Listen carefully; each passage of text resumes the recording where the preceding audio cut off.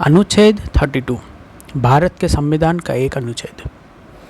यह संविधान के भाग 3 में शामिल है और जिसमें प्रदत्त अधिकारियों को प्रवर्तित कराने के लिए उपचार का वर्णन किया गया। भारतीय संविधान का अनुच्छेद 32 संवैधानिक उपचारों का अधिकार। यह अधिकार व्यक्तियों को अपने मौलिक अधिकारों को लागू करने के लिए सर्वोच्च न्यायालय और उच्च न्यायालय से कानूनी उपचार लेने का अधिकार देता है।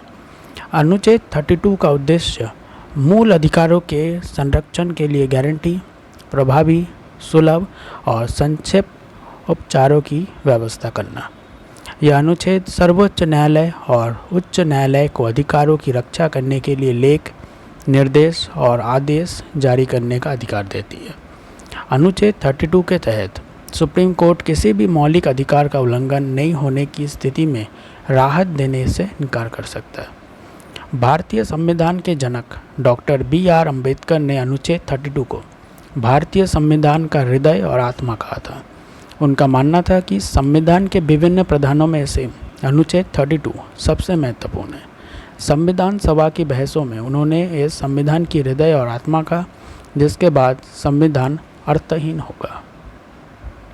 संविधान सभा ने 9 दिसंबर 1948 को बहस के लिए मसौदा अनुच्छेद 25 को अपनाया। मसौदा अनुच्छेद नागरिकों को उनके मौलिक अधिकारों का उल्लंघन होने पर संवैधानिक उपचार के लिए सर्वोच्च न्यायालय का दरवाज़ा खटखटाने का अधिकार देती है। अनुच्छेद के महत्व के बारे में विधानसभा एकमत थी। सदस्यों ने प्रावधान का उल्लेख ऐसे शब्द में किया जिसमें सर्वोच्च धारा और संविधान की आत्मा और हृदय शामिल थे। हालांकि कुछ संशोधन पेश किए गए। एक सदस्य प्रावधान के विशिष्ट रीत का उल्लेख हटाना चाहते थे। उन्होंने महसूस किया कि इससे न्यायाधीशों पर दबाव पड़ेगा क्योंकि वे भविष्य में नए रीट विकसित नहीं कर पाएंगे।